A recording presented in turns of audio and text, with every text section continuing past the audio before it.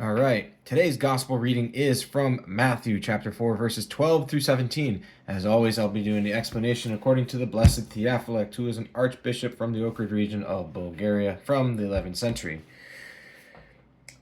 Verses 12 and 13. Now, when Jesus had heard that John had been handed over, he departed into Galilee, and leaving Nazareth, he came and dwelt in Capernaum, which is upon the sea coast, in the borders of Zebulun and Nephthalim. And the explanation here: Jesus departs, teaching us not to throw ourselves into danger. He departs into Galilee, which means rolling down, for the Gentiles had rolled down into sin. Galilee was known as Galilee of the Gentiles, as it's stated in Isaiah 9:1, because Gentiles made up the majority of its population.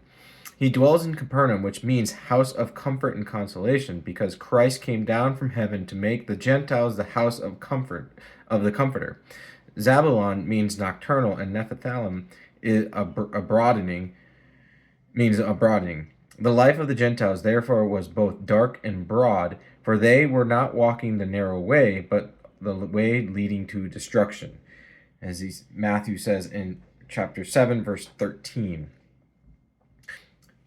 And verses 14 through 16, that it might be fulfilled which was spoken by Isaiah the prophet, saying, the land of Zabulon and the land of Nephthalim, by the way of the sea, beyond Jordan, Galilee of the Gentiles, the people which sat in darkness saw a great light, and on them which sat in the region and shadow of death, light hath dawned.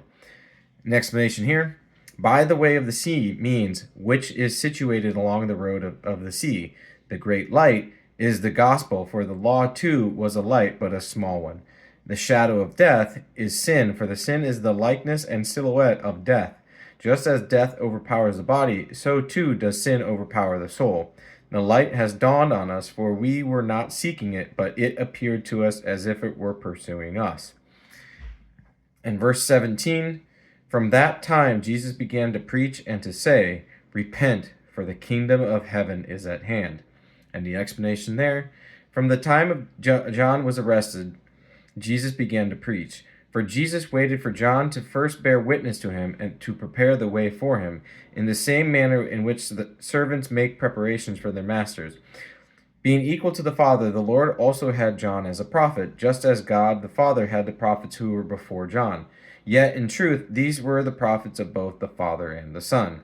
The kingdom of heaven is Christ, and it is also the life of virtue. For when someone lives as an angel on earth, is he not heavenly? So the kingdom of heaven is within each one of us when we live as angels.